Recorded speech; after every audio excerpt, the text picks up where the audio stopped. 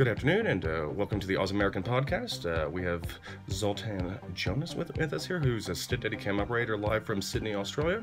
There is a bit of a time difference right now. He's actually in tomorrow, and I'm in Denver currently. So, well, I'm glad we finally managed to get ourselves together for this.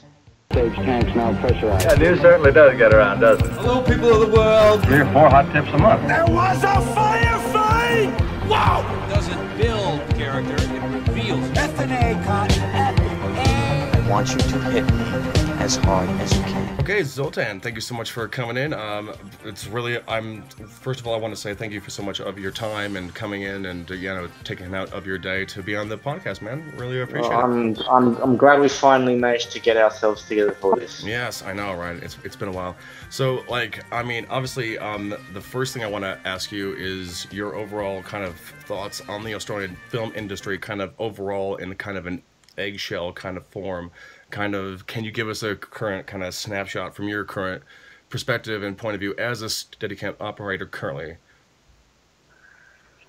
I'm still, or at least as I'm told, on the younger side of my lifespan, and by virtue of that, I haven't had too much experience on the top end of town. But I'm told that currently things aren't looking too good. There's conveniently enough on the topic, there's currently a push to increase a tax incentive, an Australian tax incentive called the producer's offset, up to 30%. At least that's what I read. Apparently, we are simply not competitive tax-wise in our film industry for international productions, and so we are hemorrhaging work and demand for more competitive nations in that sense.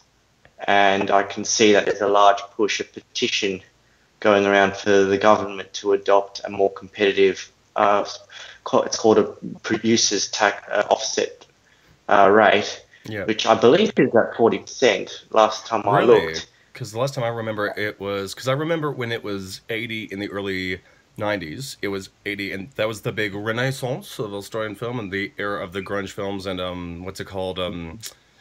grunge Australian cinema, the grindhouse cinema or exploitation. And then I heard that Howard came in and cut it completely, and then they brought it up to like 10, 9, 12%. And when I left, I know it was up to about 20, but you had to have all these qualifiers. And then I also read that they also got rid of young filmmaker initiatives. So the government really got tired of working with kind of newbies, essentially. Do you think that that's kind of true, or do you think that that's actually? Oh, look, I can't comment on that. I wasn't really around then. At the moment, the film industry sadly has to rely enormously on government incentives. Private investment is low, and I've been told that that historically the local industry has actually been reliant on a favourable exchange rate. In fact, for the American dollar. Know that. I mean, I kind of knew that there was Thailand productions and Indonesian ones and Japanese and American ones. The Australian dollar. I do. This is one thing that I have been tracking consciously for 10 years at least now, is the exchange rate fluctuation. Oh yeah. We've had extreme lows and extreme highs back in. I believe it was in 2001. Our Aussie dollar hit less than half of the American, and if our film industry didn't peak at that time, then I don't know when it would have. I think that was around when Fox Studios had a big string of productions of mostly obviously from 20th Century Fox, but then we had the other end of it.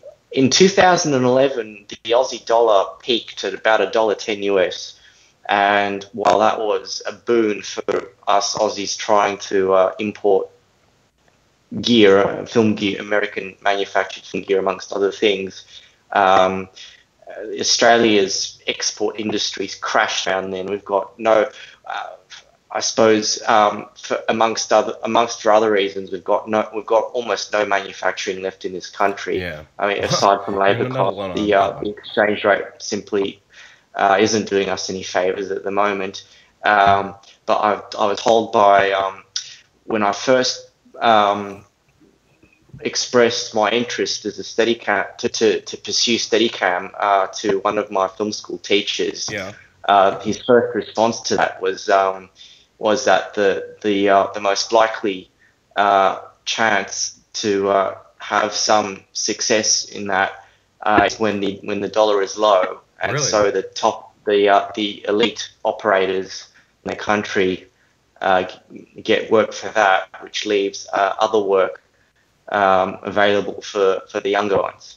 So you're saying that there's a big problem, like there's like 60 jobs a year, or 30 jobs, or 20 jobs a year, and you only get like a small cut of them. Is that what you're kind of saying because of this? Well, look, I can't comment. All I know is that the jobs are extremely limited. The rate, the wages are quite aggressively, and for good reason, aggressively maintained, despite increasing competition and decreasing opportunities. There's still a very aggressive push not to lower rates, which Okay. in my mind is fair, but at the same time it completely goes against the whole naturalistic supply and demand. If that's Well, that's if the that's other an thing economic theory that you really... want to sort of agree with. Unfortunately, there are those who are simply willing to do the same amount of work, the same quality of work for less, or even more egregiously for free. For free, yeah, because they get a start, yeah. And unfortunately, it just brings down everything. I don't even see the point of doing free work. You may as well sit home and do nothing for no money. Well, I mean, yeah, well, that is a big topic alone. I mean, I remember, like, graduating college and, majoring in film and going, like, there's two routes to go back to America. There's other ways to try to get a job at a production company as, like, a gaffer in a group and work your way up. But once again, there's so many limited projects. They're not full-time reliable work. There's already so many people. And then on top of that, I was kind of under like because what I would do is go to like a lot of crews. I went to a lot of crews and worked on a lot of different crews, from big to small to medium. And I also found that there was a lot of people that were working for free, because there was this mentality, at least when I was doing it, of you have to earn your stripes kind of thing. You have to kind of prove there is a valid place. There is a place, I suppose, hopefully only within the very beginning of one's career, where it's simply a fact of life that in order to make the connections, to put your foot in the door, you have to resign yourself to some free work. But what puzzles me is when people are willing to do that almost as a point of just for the sake of being able to do some activity. I see what you're saying, so, but I mean, there is also the exploitive point of it as well, too. But don't forget, I mean, there's a lot of people who do benefit from short films. I mean, I've seen people get paid. I've seen actors go on to be in films. I've seen DOPs picked up. I've seen directors go on to be other things and get more money. I mean, sometimes it's true. It's like a marketing tool. The short film productions will ask you to take that gamble, and in the occurrence that 1 in 1,000 works, tries to justify the other 1,000, Well, I mean, and that's also like, deferred payment, when back in my day was a big thing. I mean, which is borderline, unethical and illegal. But I mean, getting paid 2 years after a film, I mean, it seems kind of, by that point you're kind of over it. I mean, even if it's a flop or done well, and let's face it, it's Australia. Which I wanted to ask you, the main thing is I mean, do you feel that in terms of like marketing wise, sometimes it feels like there is nobody wants to see an Australian film. Like, if you get a group of young Australians together and you say, okay, we got Transformers the last night, or we can go see this Australian film about these druggies in the middle of like Adelaide and it's really hot. They're going to be like, bro, we're going to get some beers and we're going to go see Transformers, obviously. I mean, I'm going to be upvoted hands down. And I mean, that's what I always thought was like the biggest challenge, is that the own country is kind of doesn't want its own products. And for that reason, it's like, oh, these films are going to do well in the first place. They're doomed to fail. Well, I wouldn't blame anyone if between a Transformers film and an Australian film about the outback, an Australian drama, as you described, I wouldn't blame them if they went for the former. I wouldn't hold that against them. But isn't that the biggest problem? I mean, isn't that the biggest? Well, look, I'm not gonna hold it against someone of having one set of tastes over another.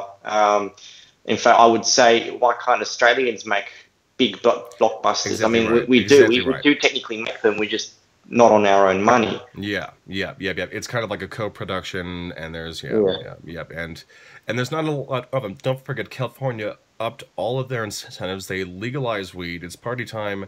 I mean, they give out like last year when they said that they're going to give out films that shot in LA, a few $1 million as an incentive. The list was like 70 films, dude. It was insane. It was like they gave them to like everyone from Transformers to The Mummy to everyone. Like everybody got a piece of the pie, and it was interesting to see California and LA actually delivering and being like, because Australia, if you make a film and you only get a 20% or 40% tax rate, and that's a producer.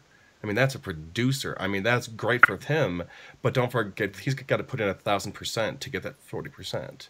Look, I believe you told me there was 100% offset in California. There has to be some reason why it's all concentrated in Hollywood, despite the fact that all the sound stages are there and the corporations are there and the money is there. It's local as well, too, so it's cheaper to drive down the road than it is to fly to a different country and shoot. Why would you do that when you're like, well, the makeup thing is right down the road. We can walk there and grab a coffee. It's still, from what I read, it's still totally common practice to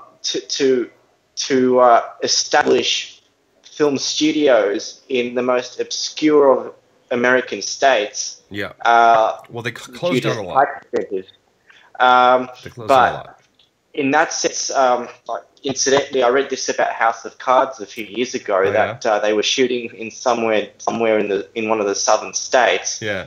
And when that state threatened to discontinue a tax incentive on which the film was deliberately shooting in that state for, the producers called out the government's bluff, saying, look, we can just as easily move to Maryland or some other state at the snap of a finger if you're going to take away our tax incentives. So I don't think it's by any means a phenomenon that keeps it exclusively in California. It's all over the states. Somehow, for some reason that someone's going to have to point out to me, I'm all ears on this. It's apparently economically viable to still shoot in England. Really? I thought that would be one of the most expensive places. There's most of Lucasfilm and you got Pinewood, Pinewood's there, and Star Wars is shooting there, and Harry Potter, and all of that. But even so, I completely agree. It is very odd that they're filming all of this in England. It's very odd.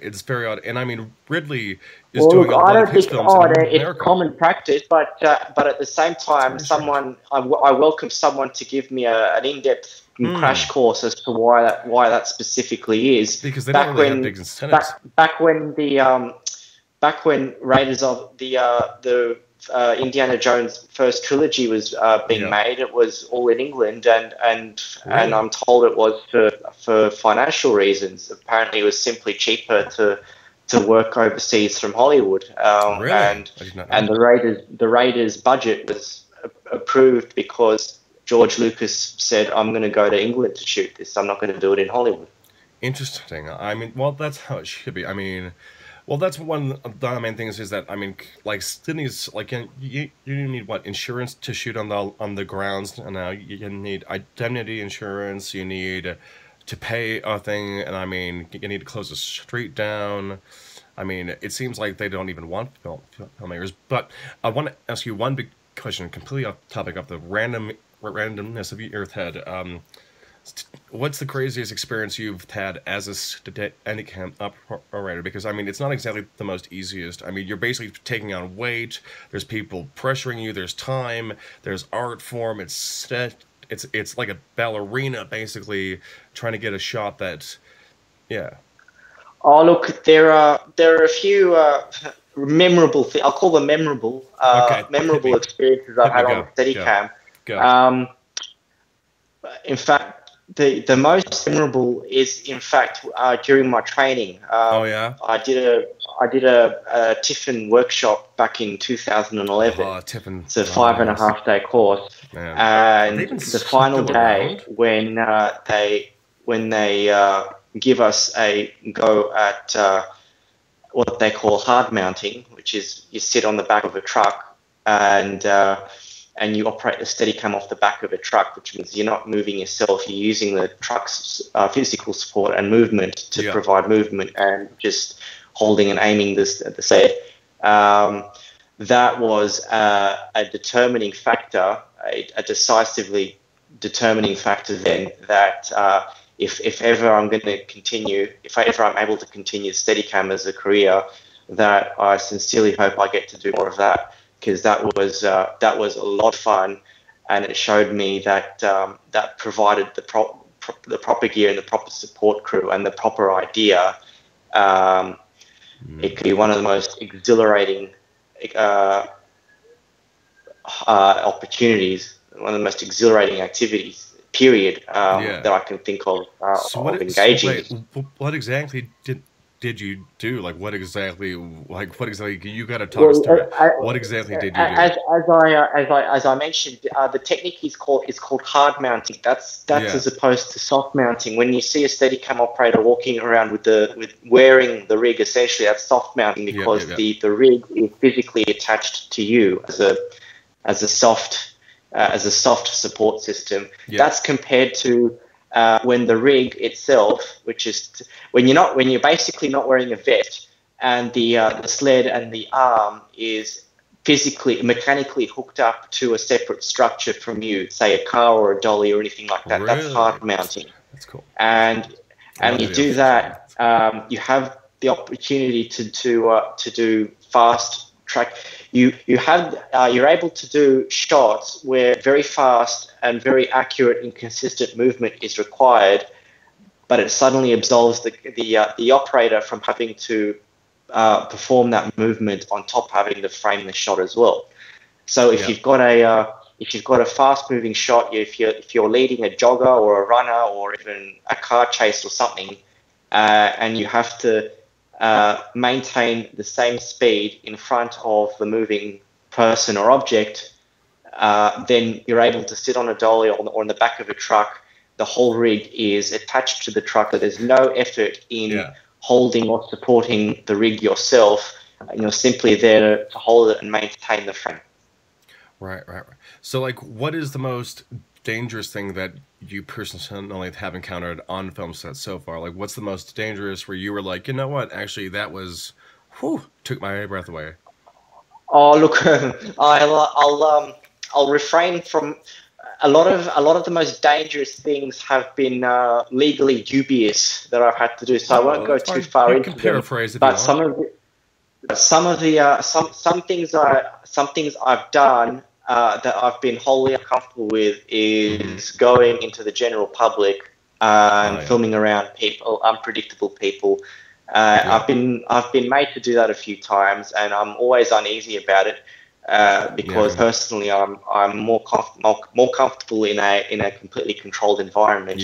And some people just say, go out there, chase him down George Street in the city. It'll make for brilliant footage, but it'll also attract. It'll also bring enormous attention to yourself, and it's one of the things that often makes me wish that that I could be invisible while doing that sort of thing. Just be like covered in like a cat suit or like a, I don't know, like a green guy. An invisibility cloak, more like. So what is for you, like, what do you find is the, like, what's your most ideal, like, what's your most ideal project that, you know, call you up tomorrow, what's the most ideal? I've had a few projects where the experience gets better and more comfortable and more rewarding, and it always tends to be around the substance of what I'm shooting, the level of resourcing, and the crew that I have around me supporting what I do. The worst thing that can happen is to come into an unplanned day with not enough crew and people who have no idea what they're doing, which is something that thankfully in recent months or years I've conscientiously avoided having which to they're subject still myself occurring. to. It's crazy. There's still a lot of rogue productions that are just unorganized as hell and just take a whim, and it's dangerous. Well, they do it, but it's unfortunate that I have to still consider it a luxury to have the proper support crew around me, 2 camera assistants, 2 grips, even if I'm lucky. These are all people whose safety, physical safety and creative integrity are essential to what I do, essential. And unfortunately, they don't come cheap. And if someone wants a Steadicam shot and they don't understand that all these support crew around me are crucial to achieve that, there's no convincing them. Otherwise, unfortunately, they'll just have to learn when they get out of focus footage with a bump in the frame every 10 seconds because I bump into something. Yeah, because there's no one guiding you. Thankfully, that's something that I've learned to avoid doing in recent times. But in the past, it's something that I tolerated for the sake of getting the shot and getting the reel. I mean, for you though, I mean, I know what it's like to be a camera operator, and there is times when you put your heart and soul into a shot, and you're either under a DOP or a director who's a bit flaky. I mean, for you as a Steadicam operator, it's like a Spielberg question, this one. Like, how much percentage are you actually happy with your overall shots? Like, how much would you say in terms of, if you can be honest, this is a good question. Like, how much are you overall, like, I can say I'm 100% pleased with those shots. I've closed the book on those shots. They're great. Like, what's your percentile? Look, I tend to be more uneasy on a shot, but my confidence typically increases significantly if I can get a playback and see precisely where my framing could have been better or alternated. When I'm doing a shot, there are 5 things I have to do at once, and often the 5 things. Simply maintain a technically correct frame is the best I can do, and if I can get a playback, think, and I can see what needs to change about the composition or the timing or the blocking, and then get a take 2, then I start to get confident. Okay. If it's a single shot one, sometimes we've had to do that. Just get these, one shot and move on. And that's you're cut off. Then I try to dwell upon it, but I try to empower the director technically.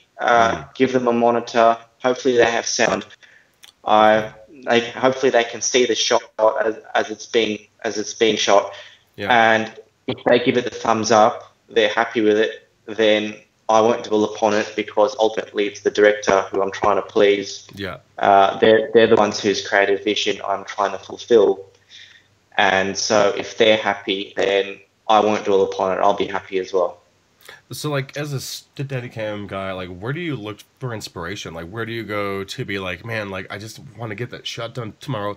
Like, what do you turn on? Like, what do you watch? What do you look at to get your Well, that's a creative good question. Steadicam? Like, what do you, like, what's a I'm Steadicam fascinated. thing for someone to go and look at after this and go, oh, now I get it. Now I know what this is. Because it's no easy task.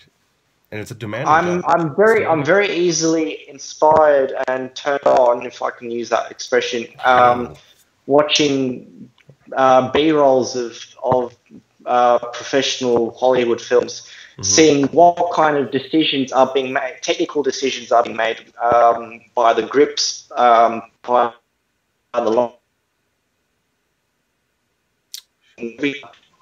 What the top tier, what the Zoltan, absolute elite end of the I'm going to cut you industry. off.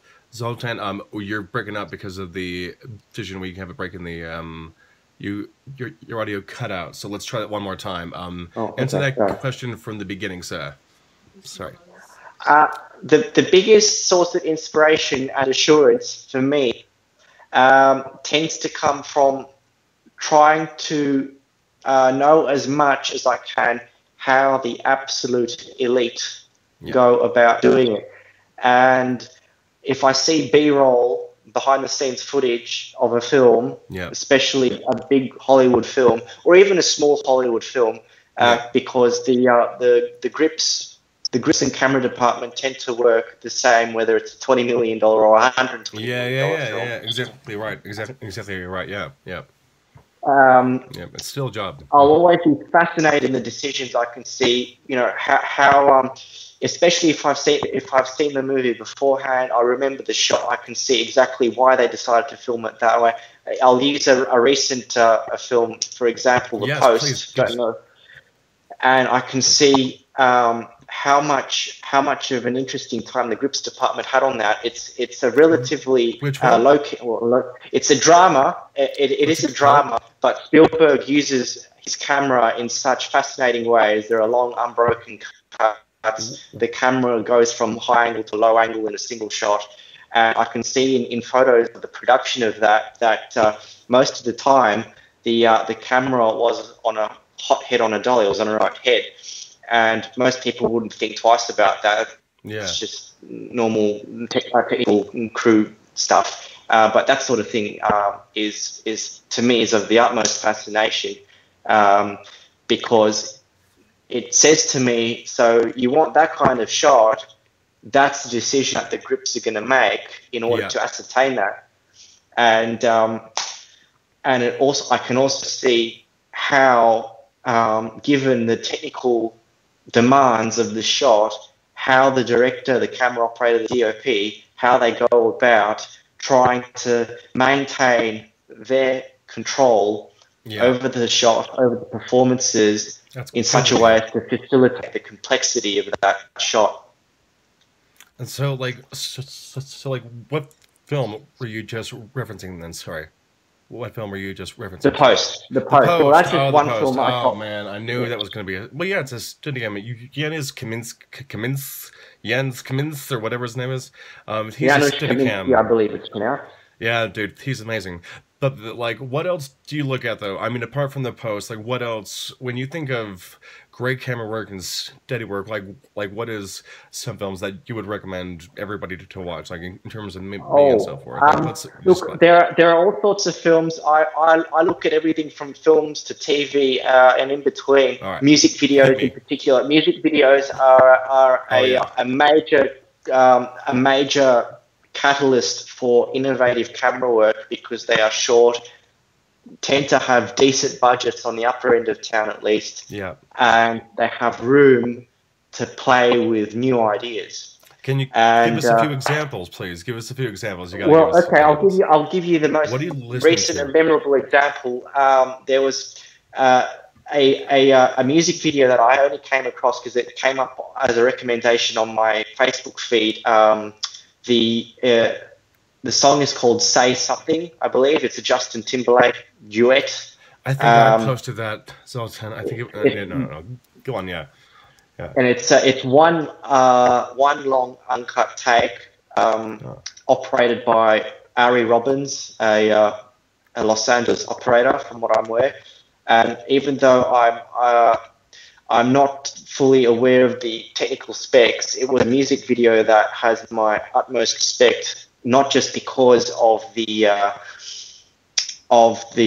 creative achievement of it, but because it must be the only music video I've ever seen out of Hollywoodland that had end credits. Really, there was end credits. Yeah, I've seen it that had in end like a credits. Gaga clip once or twice, like a few years ago. Like I saw that, but yeah, I've not seen that in anything. Yeah. Well, I really appreciated the end credits because it listed a fairly expansive crew, Really? and I could see that that it was achieved as a result of it. It's set in a big warehouse. I invite you to watch it. I'm not going to spend 5 minutes telling you what it's about. You can just watch it. Yeah. But it's a long uncut take set in a warehouse, and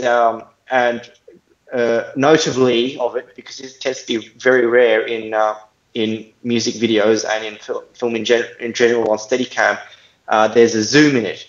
And, of course. And obviously to make the zoom, you need a lens, and they had an enormous zoom lens. I didn't, unfortunately, I don't know off the top of my head what specific lens it was, but I saw a photo of the Steadicam build in the prep for it, and it was enormous. It was just this enormous lens, a big zoom lens, but there's a zoom in, a slow zoom in and a slow zoom out You somewhere. have watched this clip. Wow, you really have. Yeah, you really have. I was fascinated with it.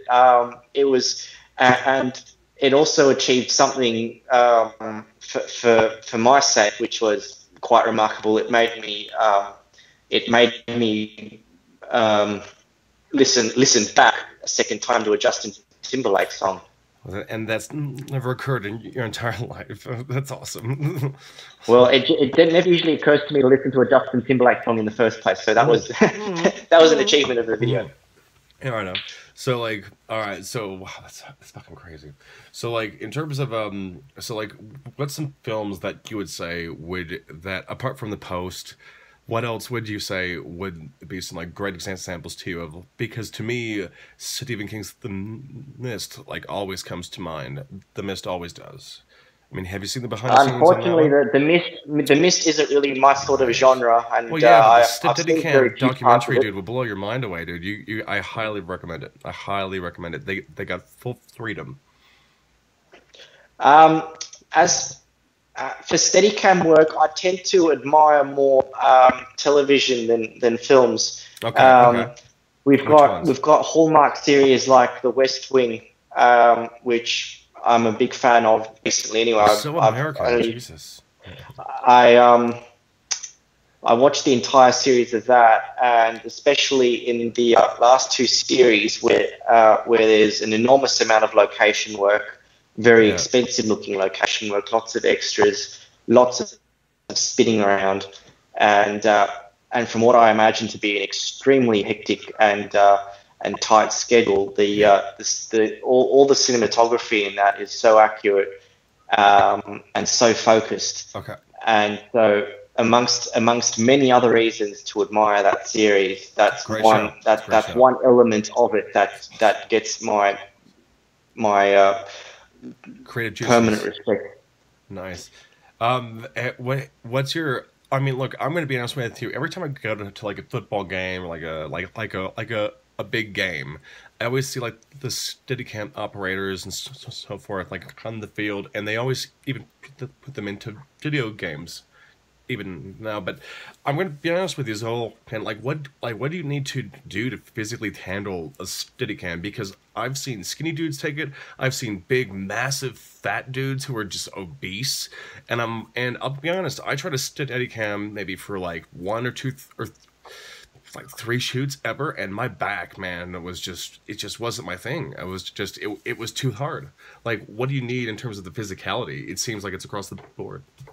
It's all about proper form. They'll tell you can't exercise unless you use proper form. You can't go to a gym and do press-ups or lift weights without proper form. What is proper form? And you can't operate a Steadicam without so-called proper form. Proper form is basically the correct posture, the correct physical way to do something to avoid injury and to maximize physical efficiency at doing it. That was not the course I took. And with a Steadicam, there's a very large amount of physical optimization with the rig itself. Has to be balanced, configured properly, and in terms of the operator, you have to maintain a correct posture. And when I first started doing it, I found it somewhat heavy as well. But you realize, and this is something that I'm always having to reinforce with new operators. Sometimes I do a bit of teaching. That regardless of the weight of the system on you, you have to maintain a proper posture. You have to maintain a straight back. You cannot, period, use your back to try to compensate for the amount of weight that you are carrying. That has to be done in the hips. And so the vest and the arm have to be properly optimized to spread the load appropriately around your body. And in the end, once you get that done properly, you realize that it is heavy, but the weight is distributed around you that it becomes tolerable. And the pressure that you feel from it isn't from the weight, but from having to counteract the huge amount of torque, mechanical torque in front of you, using the back muscles in your body. Those are suddenly engaged so that you're not suddenly falling forward by the weight of 10 kilos in front of you. I see, yeah. And this is what enables anyone from a 50 kilo to 150 kilo operator to do it efficiently. Then the variable becomes your level of fitness, your stamina. Anyone can stand up, walk around with it, provided they use proper form. But if you suddenly got the gig to track football players up and down a field, then it's a question of stamina and not of strength. But I can see that a lot of people simply work their way around that problem by using a moped. That's the future's now. Yes. But all right. Like, what's the furthest or the fastest you've had to go? Explain this per shot, because dude, I've seen dudes go up and down that field and be like, "Yeah, I'll get a little sip of Gatorade, boom," and then you're like, "Dude, after 8 hours, I thought I was dead." like, how do you? In my case, the speed and the accuracy at which you can operate depends in which direction you're going. It's simple as that. Humans are designed to walk forward efficiently and accurately. Walking backward, not so much. Oh yeah, that's always fun when they're like, "We're gonna get a shot of the actor coming toward you, and we're gonna get you to walk back," and you're like, "Great."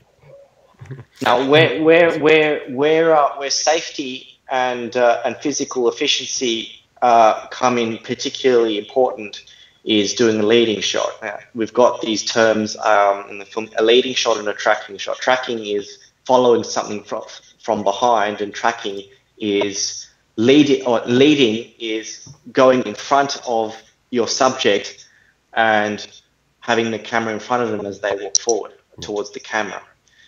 And leading shots are probably the most popular shots to do on a Steadicam, but they require some special skill from the operator because they are having to travel the opposite direction from which the camera is facing. And so you have to either learn to walk backwards at a high speed efficiently, and in that case you'll hopefully be backed up by an assistant grip or someone, a spotter, or you'll do it in a even more skilled technique called Dahlman, which is basically the operator walking forward, the camera facing behind them. Yeah. And this is a skill that they teach you in in the workshop, in all workshops, and it's a skill that's important to develop. But much to my relief, I'm glad to hear that there are operators who conscientiously avoid it. They'll try to think of any other way to have to operate a leading shot without having to do Don Juan mode.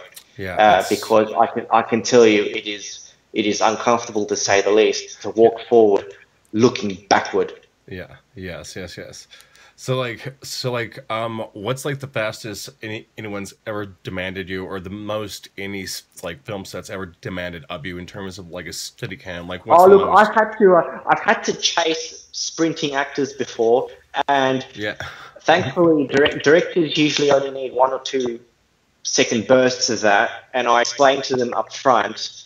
I try to check their expectations, their preconceptions on what it's going to look like, because most of them simply don't know that if you're leading a jogging or sprinting actor, then usually they'll put you in a very special wheelchair, hard mount the Steadicam to the wheelchair, and then have 2 grips, pull the wheelchair, and all you're doing as an operator is maintaining the frame. So what is what is the heaviest camera you've ever had to work with? Like, what is the heaviest one you're like? That's easy to answer. Last year I was involved in a little short film. It was a labor of love for practically everyone on set. A very long time in development. It's a film. Hopefully, it's a short film about greyhounds.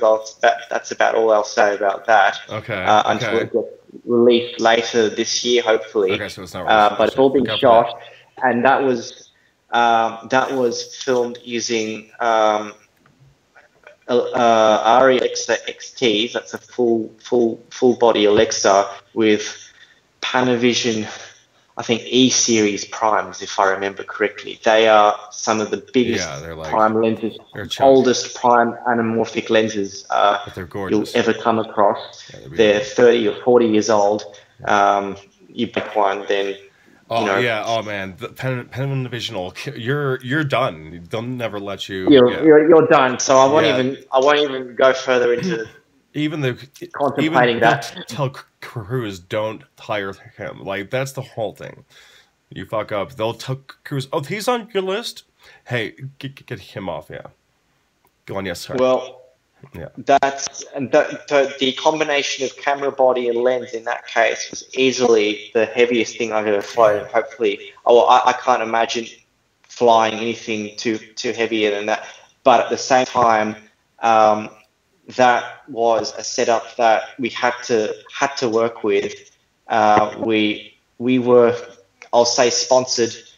We were connected to. We had a Panavision connection on the crew, which got us the gear, and so because of that, we were forced to work with whatever was available. Yes. And while we would have all loved to have worked with Alexa Minis, particularly myself, we were only guaranteed the Alexa XTs, the much bigger, much heavier cameras. These lenses, those lenses which weigh up to 10 kilos each, if I'm not mistaken, wouldn't be much of a problem if they were attached to an Alexa Mini. But unfortunately, we didn't quite have that luxury at the time. And so we were forced to work with a much heavier setup. And thankfully, I was able to make it work. How? Like, through just a Red Bull and pushing your body to the fullest? It's heavy, but at the same time, it's not. It doesn't make it more difficult to operate. In fact, arguably, it makes it easier to operate because you have the inertia of all that mass working in favor of you. It actually makes slower tracking shots easier to operate. Because you can't move it. The only thing that limits you is that you can't go terribly fast with it. Thankfully, they didn't make me do that. Yeah. And it forces a very large build to counteract all those large masses. And if I've got a smaller build, it's more compact, it's slightly easier to move. But with the larger one, I simply need to put slightly more effort into it. But the physics of it also has its own benefits. So the only complaint I have about it is that I had to go to all sorts of lengths to make it work in a balance wise. You have to counteract with 3 batteries, all sorts of things. Yes. But I was very lucky. I was very fortunate on that particular shoot to have some very competent people around me, a very competent support crew, assistants, grips, and they made my life in return super easy. Awesome. Give me a second. I'm going to do a quick long rip because we got about 17 minutes left. Okay. So we're gonna just keep rolling. Was that James Billich you worked with? James who? Sorry? Billich or James Billich or no, with Panavision? No. The contact I have at Panavision is an old film school classmate of mine, Sam Loveridge. Okay. Okay. It's just Panavision, I've heard, goes through staff like every year, and because people just go on to become like DOPs and gaffers, and they just end up doing company that. like practically all little companies, they tend to be a pathway for young beginners to make crucial contacts. They in their regular business, they acquaint themselves with very important people in power, people with the power to recommend and the people to hire, and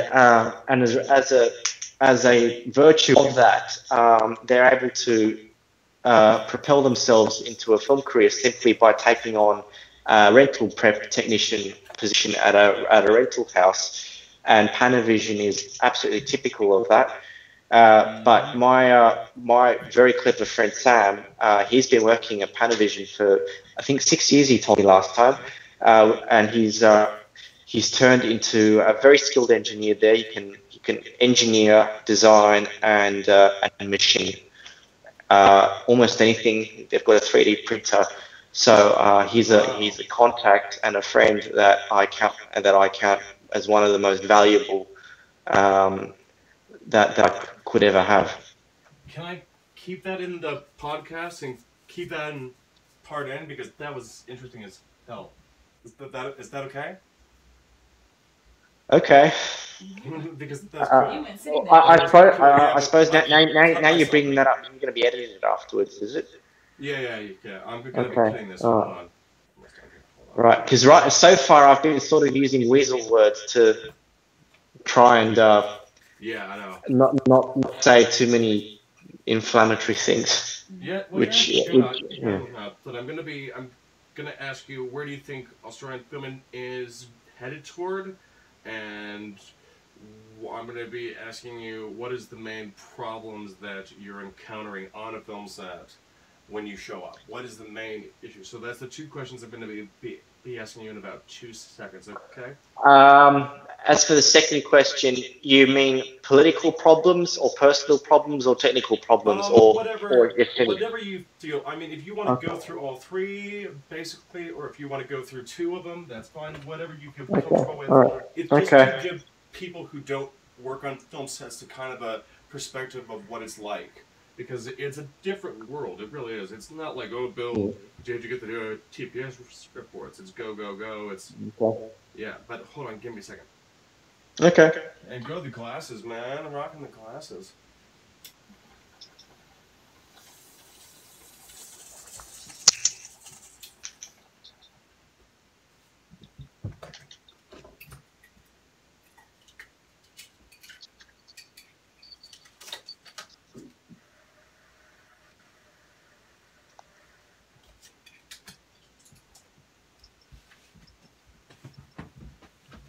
Okay, Zoltan, sorry. Okay. So, sorry, look at you, hero. I'm so tired. I just realized you've been wearing those glasses the whole fucking time. So, like, where do you see the industry, like, where do you see the Australian industry going? Because right now, I'm going to be honest with you, it's on crack all over here. It's under the indie art house section. It's under the Sundance. Like, where do you see Look, things in the I wish future? I knew. I really do wish I knew. If for no other reason than to have some anticipatory knowledge of whether things are going to get worse or better. But all I can really say is that I think it's up to the politicians. I think they have to recognise that this is an industry that could have enormous amounts of investments in it. Yeah. Easy. But it has to be competitive. And Australia itself has only been able to be competitive in its own very unique ways under very certain conditions. And I regret that it has to be on the back of tax incentives, because that means that basically the government has to intervene in what ideally would be a privately sustainable industry, but it's not. Well, it's a risky one. It's a risky one because if a film fails, you can walk away with nothing. If it fails, you can walk away with less than nothing. Yes, you can owe money. Yes, they can take your house. And it's only the big studios who tend to be able to survive losses, but at the same time, they need to have incentive. I don't know if there's any truly Australian story left to tell that is marketable. Zoltan, you are hardcore. You're brutal there. Whoa. I mean, maybe you might be right. We had Crocodile Dundee. That was cute. We had three of them. Yeah, we had three of them. And since then, I haven't seen any truly so-called Australian film that hadn't looked like it was sponsored by the tourism board as well. They looked like ads for outback tourism. All right. So, like, what is and I'm going to list this off here. What is on the screen here right now? What is your top 10 Australian films that you're like, you know what, I do enjoy these? What is your top 10? Let's go through. Number one. And no, like, sequential order of what's best. Just your top 10. This is my chosen Australian top 10. In no sequential chronological order. Just your personal favorites. Oh, goodness. Can I have a moment to think about that?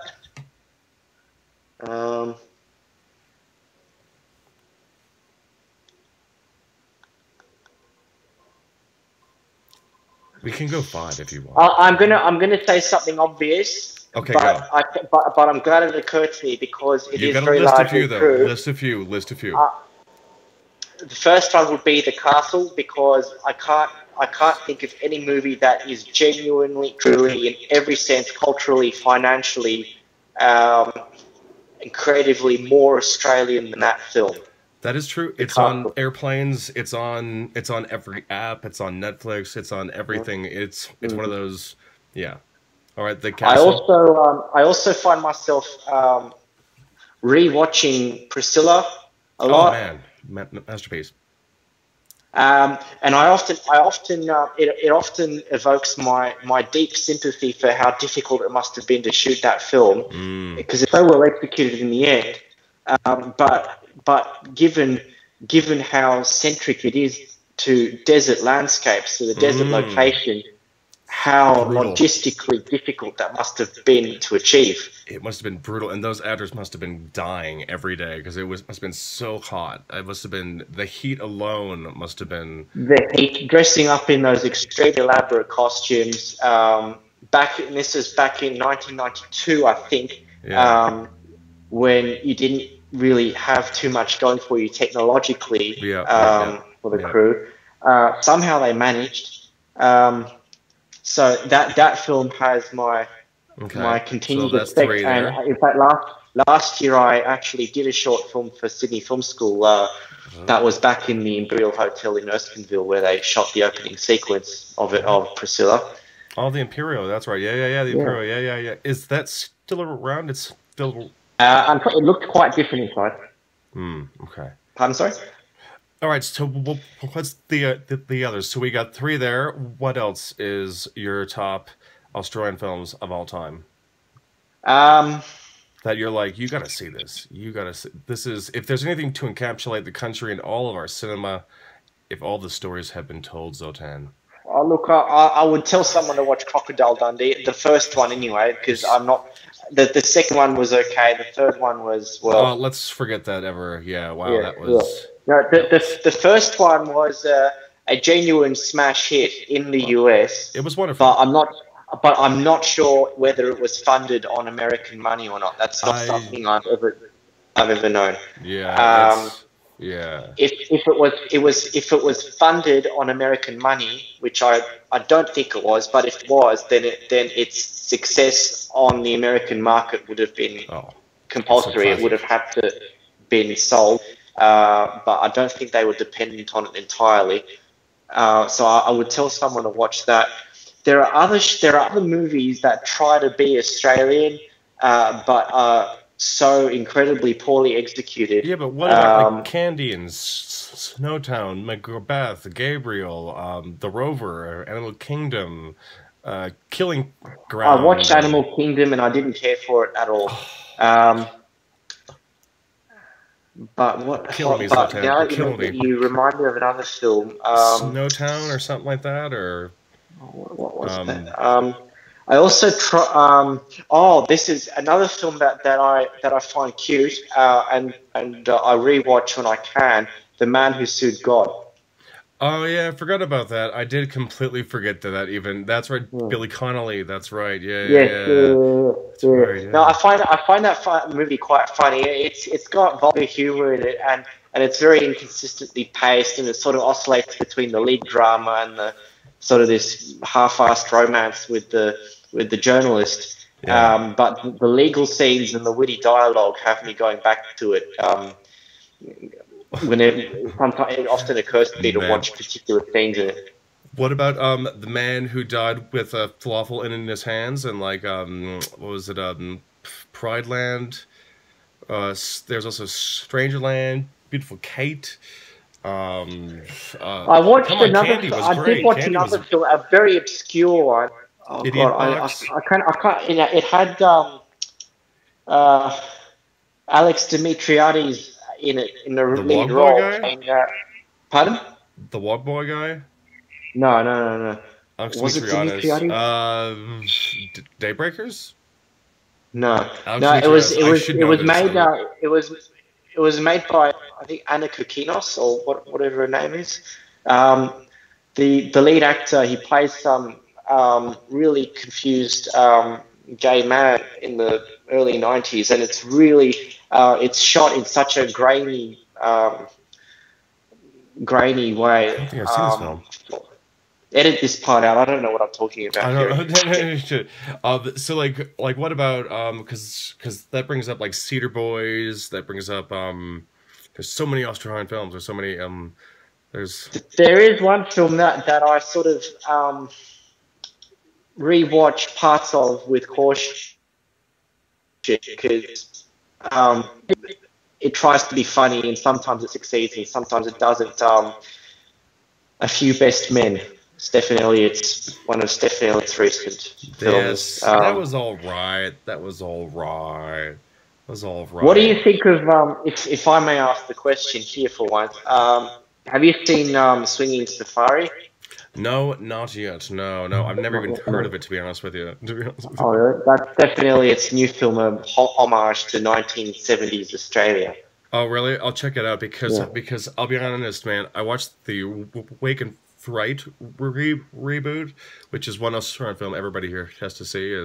Have you seen that Wake and Fright, or did you watch the television reboot? You should. It's interesting how they take a very controversial film and not make it controversial, but still try to make it controversial in 2017. It's interesting. But like Gatsby, come on. Gatsby is technically Australian, so is Australia. So Gatsby is Australian, like... Yeah, it's... Like, you're like I'm American. And yeah, I know, right? It's yeah. Actually, it's I like how. Well, I mean, like strictly ballroom. Don't forget. I mean, there's so many more. I mean, Unfortunately, I never developed the taste for Baz Luhrmann. you never did. Well, look. I mean, he does do some pretty. Moulin Rouge. You weren't even a Moulin Rouge fan back in the day, 1999, mate. Oh, come on, Ewan McGregor had some I watched fun. Moulin Rouge when it came out. My mum took my brother and I. I even watched half of Australia and lost interest in it Oh, completely. well, It was such. yeah, I can understand that. Um, What about I'm amazed. I'm amazed there are people who bother to make films that aren't even interested in keeping the audience interested. It's like yeah, you just. it's interesting. Like, It's what about? it's $130 million publicity campaign for an Australian film that's really just about promoting two actors and hopefully making tourism campaign on the side. Yeah. But don't forget that the marketing structures are already taken over by American companies. So to get a billboard or a poster or a trailer out on TV or a teaser or a commercial is extremely hard. And on top of that, I mean, look, Red Dog is, as far as I know, is the only film, and I mean, Red Dog 2 even bombed, and that sucked. Red Dog 2 was even horrible, and like, it seems like, I don't know, unless it's like a dog story where you have a semi-famous American actor in it, it does well. Like, what's that one that, Guardians of the Tomb, like Kelsey Grammer's in that. It's an Australian film, but the special effects are wonderful. I mean, yeah, but Kelsey Grammer is actually wonderful in the film, but it's went straight to DVD, and it's been labeled B grade, and it's under independent B grade Grindhouse, and you're like, was this the original intention? I mean, yeah. Well, that I don't know. There are films made in Australia that can only be claimed to be made in Australia. They're not Australian stories in any sense, shape, or form, but they're made in Australia. I think. I don't know if I should even bother or dare bring up Kangaroo Jack. Have you seen that? Oh my god, don't even, that's not an Australian film. It was just filmed here with a big Australian crew. Don't even bring, oh my god. To bring up Kangaroo Jack. You already brought up Crocodile Dundee on this podcast. So already, oh my god. Oh my god. Well, Zoltan, I think we've hit about 1 hour here, sir. Thank you so much for coming on. I really do appreciate your time. And I think 80% of what I said is actually usable. Oh, you are so funny. You're so funny, man. You're so funny. Well, Zoltan, thank you so much. I really appreciate your time. Thank you so much for your big insights, and thanks for being on the show. Well, thanks for having me, and I'm really elated that we finally got our stuff together to do it for it. Yes, finally.